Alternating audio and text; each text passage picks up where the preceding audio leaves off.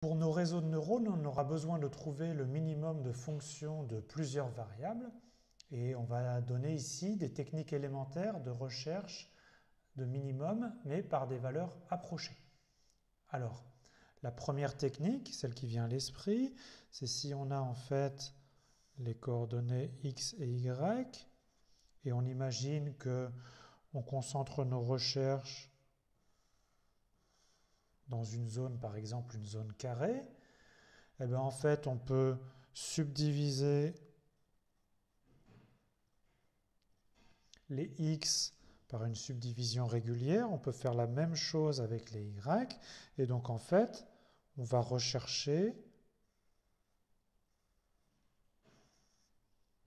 le minimum parmi les points qui sont sur une grille.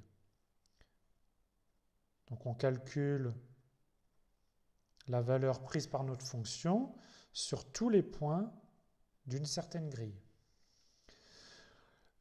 Donc si on a en fait divisé, ici on a pris n valeurs en abscisse et donc on a évidemment aussi n valeurs en ordonnée, on a en tout n carré calcul à faire. Alors ça c'est pour une fonction de 2 variables, mais si on a une fonction de n variables et qu'on fait ce procédé pour chacune des n variables, on a en fait n puissance n calcul.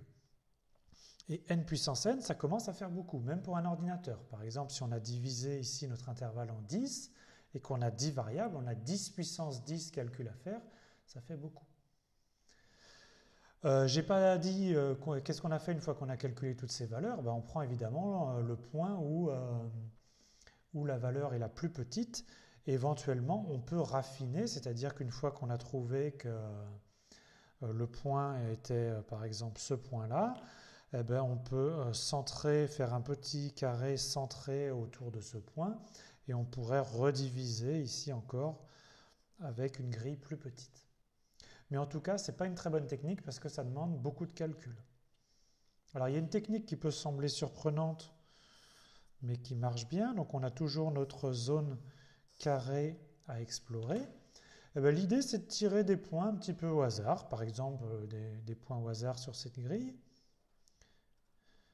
Et puis on en tire un certain nombre, qui est un nombre raisonnable pour un ordinateur. On peut par exemple tirer 10 000 points et puis prendre le point qui a donné la valeur la plus petite. Éventuellement, on pourrait raffiner autour de ce point et tirer ensuite quelques points au hasard pour améliorer notre précision. Alors, ça donne aussi des bons résultats, d'accord ? Et c'est beaucoup moins de calculs. Pensez que ici, si c'est 10 puissance 10 calculs, c'est un nombre énormément grand, même pour un ordinateur, alors que calculer 10 000 points au hasard, c'est assez facile pour un ordinateur, et ça donne des résultats assez comparables en fait à la grille systématique.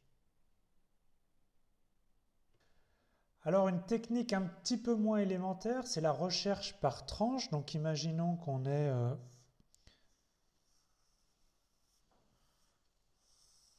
le graphe d'une fonction comme ceci, dont on cherche le minimum. Donc les x sont comme ça, les y sont comme ça. Et donc on part d'un point au hasard, on a vu que ce n'était pas ridicule comme idée. Et on va fixer une tranche, donc on va fixer d'abord une valeur x0.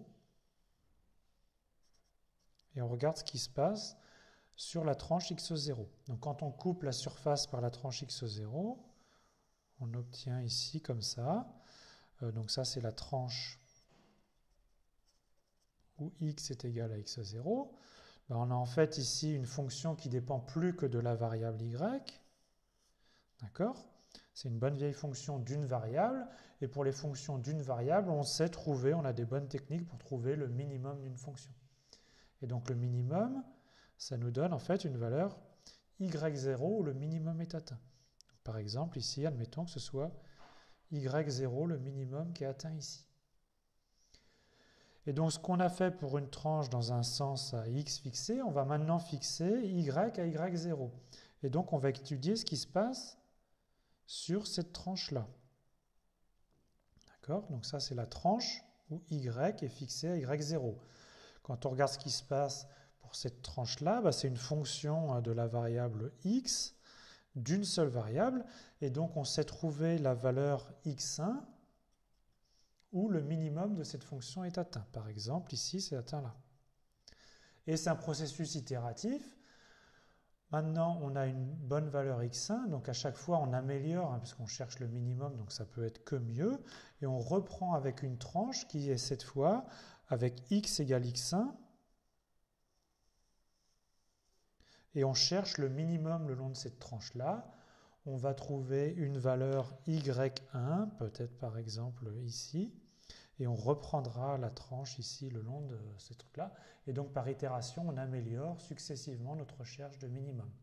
C'est une technique qui marche très bien et qui demande assez peu de calcul. Alors on passe à une application fondamentale pour la suite qui s'appelle la régression linéaire. Donc on a un certain nombre de points dans le plan dont les coordonnées sont données. Donc là j'ai pris 5 points, A1 jusqu'à A5. A1 a pour coordonnées 2, 3, A2, 3, 5, etc. Et donc on cherche une droite qui approche au mieux tous ces points. Donc ce qu'on cherche, c'est une droite d'équation y égale à ax plus b qui approche au mieux tous ces points. Alors qu'est-ce que ça veut dire approche au mieux tous les points? En fait, on souhaite que la distance entre le point et la droite soit la plus petite possible. Et ceci pour l'ensemble des points, donc on va faire une somme. Et comme d'habitude, on va prendre une distance au carré pour éviter les problèmes de racine carrée. Donc attention, dans ce problème-là, les inconnus ne sont pas des x et des y, mais les inconnus sont des deux coefficients a et b. Donc si on a un point AI de coordonnées xi, yi et une droite D d'équation y égale à ax plus b, alors la formule de la distance du point AI à la droite D est donnée par l'expression suivante, valeur absolue de axi moins yi plus b divisé par racine de 1 plus a au carré.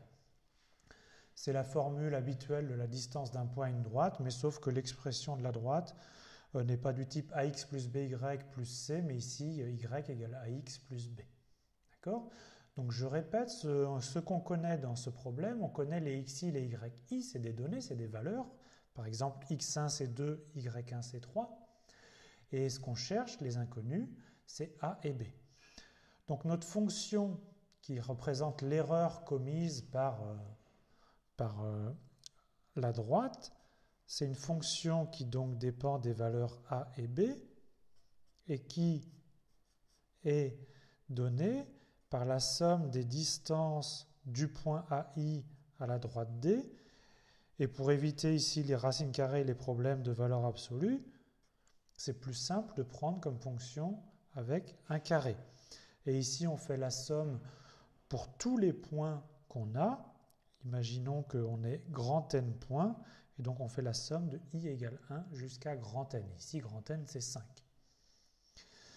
Et donc, je réécris ça comme on a l'expression de la distance.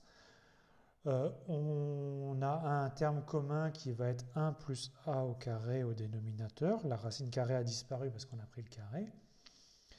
Et donc ici, c'est la somme de i égale 1 jusqu'à grand N, donc j'ai pour nous 5, de a xi moins yi plus b au carré. Et je me suis permis de faire disparaître les valeurs absolues parce que de toute façon, on a pris au carré. Donc, encore une fois, il va falloir vous habituer que les inconnus, ce ne sont pas des x et des y, mais les inconnus, ce sont les coefficients a et b de la droite. Et donc, je vous ai dit, pour i égale 1, x1 c'est 2, y1 c'est 3. Donc, je peux réécrire mon expression. 1 sur 1 plus a au carré, facteur de, donc, au début, a fois 2, moins yi 3, plus b qui est donc une inconnue au carré. Ça c'est pour le premier point. Puis on fait la même chose pour le deuxième point. On va avoir 3a moins 5 plus b au carré, etc. Il faut le faire pour chacun de nos points. Alors ici on n'en a que 5, mais on pourra en avoir beaucoup plus. Et donc on a une fonction de deux variables. Et donc les inconnus sont juste a et b, mais ça ne change rien au problème. On a vu des techniques pour rechercher le minimum de façon approchée. Et donc ici, on applique l'une de ces techniques et on trouve une valeur minimale qui est atteinte, par exemple, en A0, B0 pour environ égal 0,8 et 1,6 pour B.